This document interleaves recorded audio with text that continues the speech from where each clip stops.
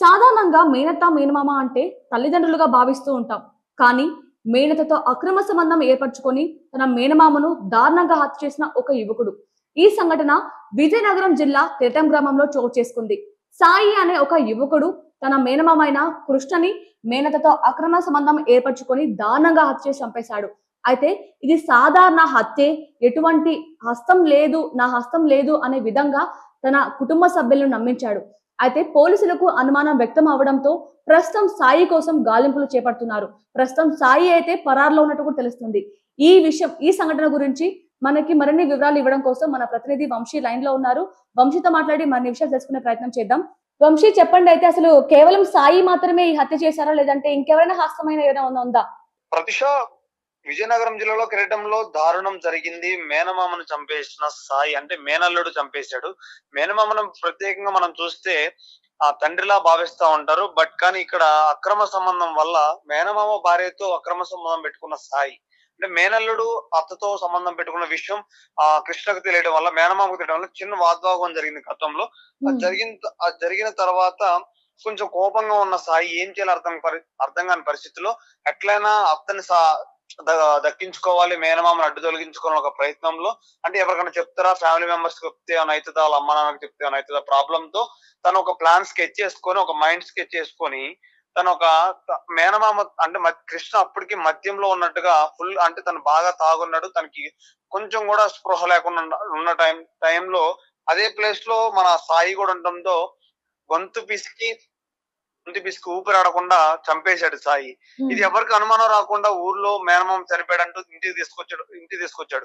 ఎవరికి అనుమానం రాని పరిస్థితి. ఎందుకంటే ఒక మారణ ఆయుధాలు, ఏ ఆయుధం లేకుండా కేవలం గొంతు పిసికి మరీ చంపేశాడు. ఎందుకంటే ఆయుధాలతో చంపేస్తే కొట్టినట్టుగా కనిపిస్తుంది కాబట్టి ఇది ఒక మాస్టర్ ప్లాన్ తో మామని అడ్డు తొలగించుకోవాలని, ఒక మేనమామని అడ్డు తొలగించుకోవాలని ఒక ప్లాన్ తో తన సాయి అలా చేయడం జరిగింది. తర్వాత ఇది కేసు కూడా అంటే ఎవరికి అనుమానం రాకుండా, చుట్టుపక్కల ఎవరికి అనుమానం రాకుండా, ఎందుకంటే మేనమామ అంటే ఎవరు అంత చంపారు కాబట్టి ఎవరికి అనుమానం రాని పరిస్థితుల్లో ఎవరు అనుమానం పడలేదు. ఆ విషయం కూడా తను చంపేడు ఇంటికి తీసుకొచ్చిన తర్వాత మేనమామ చనిపోయి ఆడటం జరిగింది. ఎవరికి అనుమానం రాకుండా ఉండడం తర్వాత ఫ్రెండ్స్ కి ఆల్రెడీ తెలుసు, తన చుట్టుపక్కల ఉన్న ఫ్రెండ్స్ కి తెలుసు వాళ్ళ మేనత్తతో అక్రమ సంబంధం ఉందని. ఆ ఫ్రెండ్స్ అప్పుడు నువ్వే చంపేసిన అన్నప్పుడు సాయికి భయం వేసి పరారులో ఉన్నాడు. తర్వాత ఈ అందరికి ఆ సిచ్యువేషన్ కొంచెం బయటకు వచ్చిన తర్వాత అందరూ పోలీస్ కేసు పెట్టడం జరిగింది. సో సాయి చంపాడా? కేవలం ఇది సాయి ప్లాన్ మాత్రమే అంటావా, లేదంటే అందులో వాళ్ళ అత్త హస్తం కూడా ఉందంటావా? ఇంకా బయటికి రాలేదు. పోలీస్ దర్యాప్తు జరుగుతుంది. వాళ్ళ అత్త కూడా ఉండే అవకాశం ఉంది. ఎందుకంటే ఈ మధ్యలో మనం చూడొచ్చు, అక్రమ సంబంధాలు అనేవి చాలా దారుణంగా పెరుగుతున్నవి. ఈ అక్రమ సంబంధాలకి అడ్డు అదుపు లేకుండా పోతున్నవి. మేనమామని, మేనత్తని, లేకపోతే అమ్మని, చెల్లిని, అంటే ఏది కూడా తేడా లేకుండా, వయసు తేడా లేకుండా కూడా జరుగుతుంది. సో ఇవన్నీ గతంలో చూసుకున్నట్టు ఇప్పుడు మేనమామ అంటే తన అంత్యక్రియలు కూడా జరిగాయి, కృష్ణ అంత్యక్రియలు కూడా జరిగాయి. ఎందుకంటే సాయి మీద అనుమానం లేకపోవడంతో చనిపోయాడు. అంటే భార్యకు కూడా అనుమానం లేదు అంటే అంటే తను కూడా ఏం చెప్పలేదు కాబట్టి తనకు కూడా హస్తం ఉంది, మేనత్తది కూడా హస్తం ఉంది అన్నట్టుగా కొంతమంది చెప్తున్నారు. పోలీస్ దర్యాప్తులు తెలియాల అవకాశం ఉంది ఇంకా వాటిలో. వంశీ, అలాగే ఇప్పుడు కృష్ణ అంత్యక్రియలు ఏదైతే ఉన్నాయో అవి సాధారణంగా జరిగాయి. కానీ ఇప్పుడు అనుమానం వ్యక్తమైన తర్వాత మళ్ళీ ఆ శవాన్ని తవ్వి వెలికి తీసే అవకాశం ఉన్నట్లు కూడా తెలుస్తుంది. మరి దాని గురించి కొంచెం వివరంగా వివరిస్తావా? ప్రతిష్ట ఖచ్చితంగా తను ఎలా చనిపోయాడో పోస్ట్ మార్టం చేయాలని అంటున్నారు అందరూ. తను కూడా క్రిస్టియన్ పద్ధతిలో అక్కడ అంటే తనని పూర్తి చేయడం జరిగింది అనమాట. అక్కడ అన్ని జరిగినాయి. సో ఇప్పుడు తనని బయటికి తీసే అవకాశం ఉందని పోలీసులు కూడా చెప్పడం జరుగుతుంది. బట్ కానీ ఇది కేసు ఫైల్ అయింది కాబట్టి ఖచ్చితంగా తీస్తారు.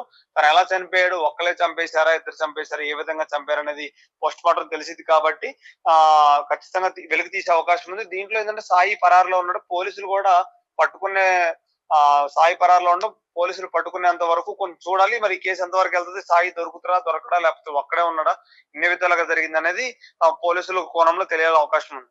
Okay Vamshi, thank you so much.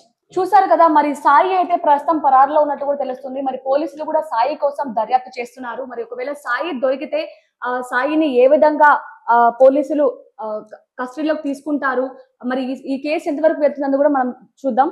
Thank you so much for watching.